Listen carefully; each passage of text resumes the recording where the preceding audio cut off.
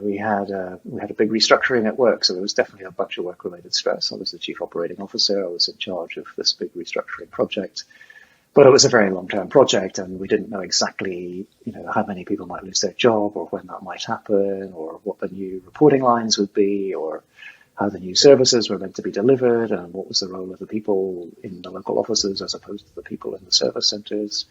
So hugely, extreme ambiguity and uncertainty, really hard for everybody. And in parallel with that, my wife got really chronic asthma and was hospitalised multiple times for extended periods. And that really changed her lifestyle. We're both very sporty. She could no longer do her sport, and then she had her own mental health struggles, adjusting to that new reality. And of course, all the tear gas that we had, that would have aggravated her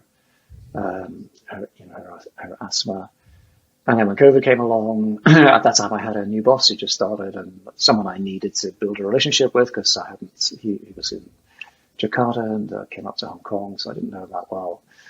But then I was in this dilemma as to, do I go to the office and spend time getting to know the new boss? But if I do that, then potentially I'm putting my wife's life at risk, because of chances of picking up COVID and then bringing it home.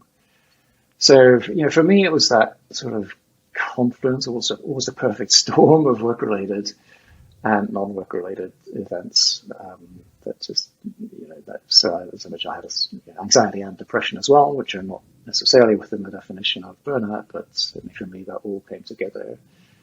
And it was pretty hard. So, as I said, it was irritable, I felt tired, I was unfocused, I started withdrawing from social events, just not interested in going, or just turn up for a few minutes and then sneak off home. I even, because I was sleeping so little, I just could not get myself out of bed, which I normally get up at 5:30 to go do my sport, just couldn't do that, so even my sport started to go out the window. And I was just becoming, cynical and withdrawn and losing interest in work and feeling overwhelmed, could never get to the bottom of the inbox, couldn't really prioritize, just seemed to be running from one meeting to the next without having an agenda, even if I was chairing the meeting. And just feeling, kind of fragile. I cried in the office once or twice. I had suicidal thoughts. So it was really, not pleasant.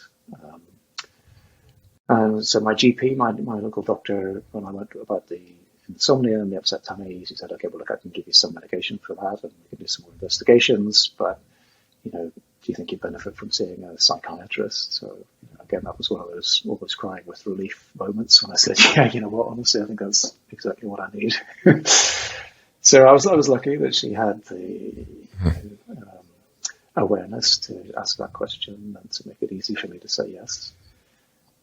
So then, took some medication for the sleep and the depression. I had talk therapy to help with all that negative thinking that I was falling into.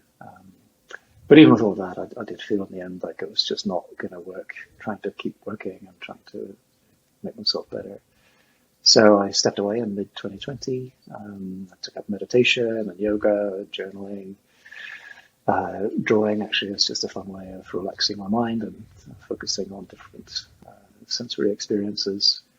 Reconnecting with friends, chatting with family again. I mean, for a long time, I just let my wife talk to my mum. I tried to avoid talking to my mum because I knew she would see that I was really struggling and I didn't want her to see me that way. So reconnecting with friends and family. So lots of things that really helped over time, but it did take time. It took me probably 18 months, if I look back on it, to really feel my old self,